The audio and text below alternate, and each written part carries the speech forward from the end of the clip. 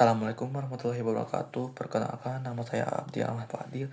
Saya akan membuat storytelling tentang peristiwa pembentukan pemerintahan NKRI setelah proklamasi. Pada pagi yang cerah 17 Agustus 1945 di sebuah rumah sederhana di Jalan Pegangsaan Timur nomor 56, Jakarta. Dua tokoh bangsa berdiri di depan rakyat. Soekarno dengan suara mantap membacakan teks proklamasi kemerdekaan Indonesia, didampingi Muhammad Hatta dengan satu pertanyaan singkat.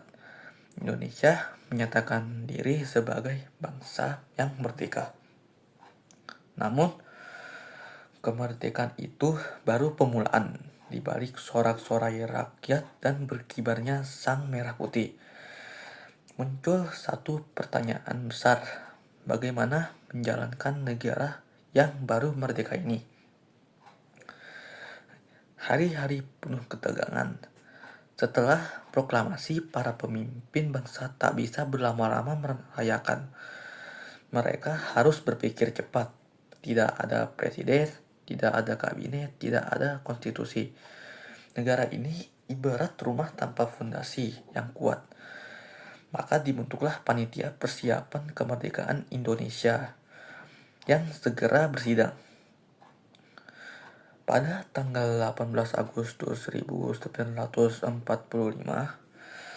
hanya sehari setelah proklamasi, PPKI mengambil keputusan penting. Mereka mengesahkan Undang-Undang Dasar 1945 sebagai konstitusi negara. Dalam sidang itu pula, Insinyur Soekarno ditetapkan sebagai Presiden pertama Republik Indonesia dan Muhammad Hatta sebagai Wakil Presiden. Akhirnya pemerintahan pertama. Langkah selanjutnya membentuk pemerintahan pada 19 Agustus 1945. PPKI menetapkan pembagian wilayah Indonesia ke dalam 8 provinsi.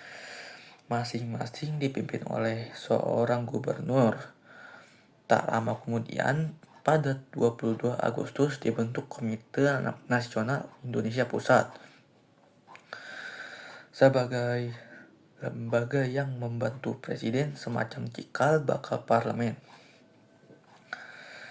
Pada 2 September 1945, Kabinet pertama Republik Indonesia dibentuk dengan sistem presidensial. Para menteri diangkat dari kalangan pergerakan dan tokoh-tokoh yang dianggap mampu. Di tengah kekacauan pasca perang dan ancaman kedatangan kembali Belanda, pada pemimpin ini bekerja siang malam. Tantangan dari dalam dan luar.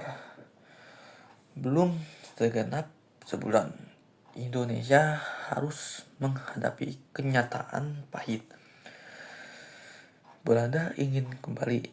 Jepang belum sepenuhnya menyerahkan kekuasaan dan sekutu datang membawa pasukan.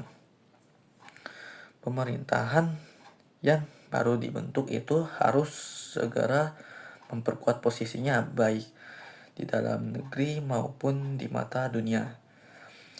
Para pemimpin Indonesia mulai mengirim perwakilan ke luar negeri, menjalin komunikasi dan menunjukkan bahwa Indonesia bukan bangsa yang ingin merdeka, tapi juga bangsa yang mampu merintahkan dirinya sendiri.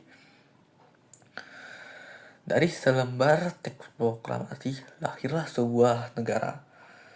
Namun negara yang baru lahir itu dibutuhkan kerja keras, keberanian, dan kecintaan terhadap tanah air untuk membentuk pemerintahan yang kokoh. Cerita ini adalah awal dari perjalanan panjang Republik Indonesia yang hingga hari ini terus melangkah dengan semangat kemerdekaan yang tak pernah padam.